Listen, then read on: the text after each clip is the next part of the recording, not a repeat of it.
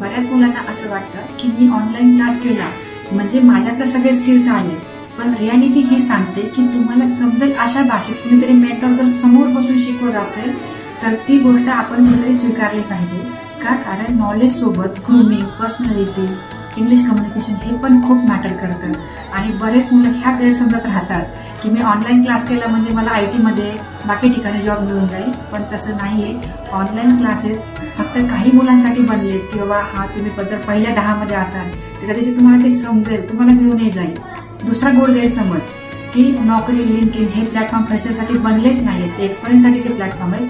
त्यामुळे खूप मुलं ही मिस्टेक करतात की त्या प्लॅटफॉर्मवरून जॉब कॉल येतील ह्याची वाट बघतात आणि त्याच्यातच ते त्यांचा व्हॅल्युएबल टाइम खर्च करतात. त्यामुळं हे ऍक्सेप्ट करून चाललं पाहिजे की ऑनलाईन प्लॅटफॉर्म हे फ्रेशरसाठी नाही आहेत, ते एक्सपिरियन्ससाठी आहेत. आणि मला जर जॉब कॉल्स हवेत, मला जर इंग्लिश इम्प्रूव्ह करायचंय तर क्लासरूम ट्रेनिंगशिवाय पर्यायच नाही.